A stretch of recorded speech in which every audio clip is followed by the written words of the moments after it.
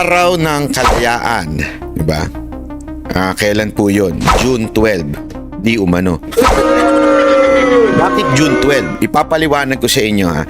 Kasi napaka-importante nito. Sinulat ko nga ito para mas may paliwanag ko sa inyo ng maiging maigi. Kasi medyo meron po kasing ikinapareho yung pagdidiwang ng Araw ng Kalayaan ngayon. Itong panahon na to at nung unang panahon. Tingnan ninyo yung mga dates na sasabihin ko sa inyo. April 12. Nagtipon-tipon yung mga revolusyonaryo. Kasama na dyan si Emilio Jacinto, sila Javier Masangkay, Tolentino, Faustino Manalac. Kasama ho nila si Bonifacio. Nagtipon-tipon ho sila, binuo nila yung revolusyonaryo. Kasama si Bonifacio. Siya ang pinuno niyan. Noong 1896, sumiklab na ang revolusyon. Tandaan ninyo, ang sumasakop nito, Espanyol. Spain ang sumasakop sa atin nito. At noong 1897, after 1 year, okay? Kasi December 1897, isipin nyo, 1895, nagsimula yun, April, nag-usap-usap sila, 1896, nagsimula yung revolusyon.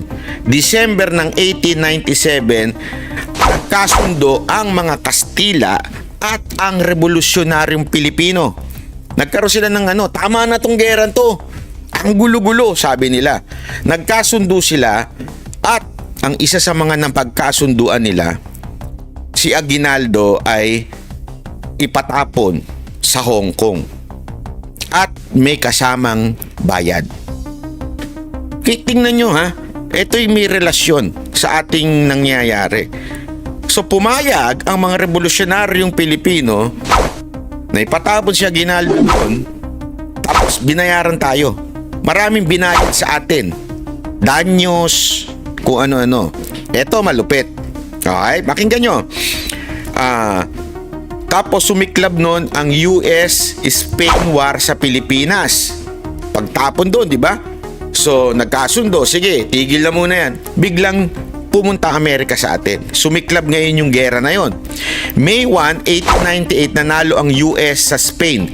1898 May 1. May 1, 1898. Remember that date. Nanalo ang US sa Spain. Ibinalik ng Amerika si Aguinaldo May 19.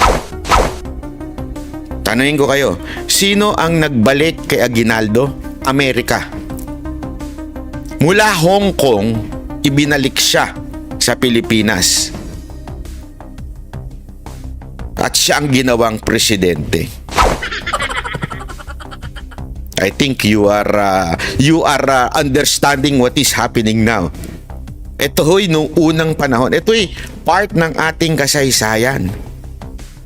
Imagine niyo yun part ito ng kasaysayan natin na ang nagluklok kay Aguinaldo bilang presidente ay ang Amerika. Sa katunayan, doon sa mga gabinete ni Aguinaldo, meron pa siyang isang sinamang Amerikanong opisyal na si Colonel Johnson.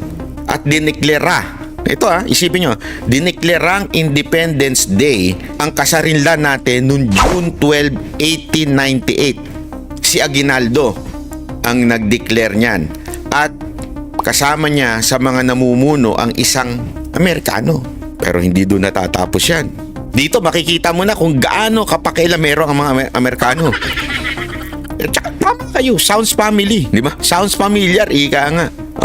Pero, magtataka kayo, hindi kinilala ng kano ng Amerika yung June 12 nating Independence Day. Bakit kanyo? Kasi gusto namin gawin July 4. Bakit? Kasabay ng kalayaan nila. So meron silang celebration ng July 4. Sabi nila ayaw nila ng June 12. Gusto namin July 4. Ganon sila. Diktador. Isipin mo bumalik si Aguinaldo, dinala ng Amerikano si Aguinaldo pabalik para mamuno, pero kailangan may kasamang opisyal namin. Ito yung opisyal si Johnson, yung Colonel Johnson, isinama sa pamahalaan ni Aguinaldo. Pero hindi rin kinilala yun ng Amerikano. Nandito pa rin sila. Kaya nga meron tayong American may labanan tayo sa Amerika eh. Diyan pumasok yung General Luna, kung matatandaan ninyo. Nilabanan ni General Luna Amerika kasi nga nagagalit siya. 'Di ba? Na bakit kinukontrol tayo ng Amerika? Akala ko ba lumaya na tayo sa Espanya? Lumaya tayo sa Espanya eh, pero kinontrol naman tayo ng Amerika. Etong importante dito, parang ganun na nangyari sa atin ngayon. Alam niyo kung sino nagbalik na ibalik sa, kasi ginawa ng July 4 yung araw ng kalayaan eh. Kalayaan na ibinigay ng Amerika, na hawak ng Amerika. Binalik lang nung panahon na ni Macapagal. Binalik sa June 12. Nag-declare na gawin natin June 12.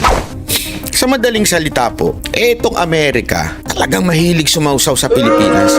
Talagang yung interest nila, pinalaya tayo sa Espanya. Yun ang kanilang propaganda, pinalaya tayo sa Espanya. Sa pang-aapi ng Espanya. Pero kinontrol nila tayo at naglagay sila ng presidenteng tuta ng Amerika. Tanayin ko kayo, ano sa tingin ninyo ang sitwasyon ngayon? Kasi importante ito eh. Ngayon, ganun din ang sitwasyon. Quote-unquote, pinalaya tayo ng Amerika sa tanikala ng mga Chinese. Which is hindi naman, sana kung ganun ang nangyari. Espanya talagang sinakop tayo. Pero ang Chinese, sinakop ba tayo? Hindi. Pero pinalalabas nila na tayo ay parang inander ng China through Duterte, tas palalayain namin kayo. At naglagay sila ng presidente nila. Tama, mali. Ganong kalupit. Tatingin nyo, papayag sila?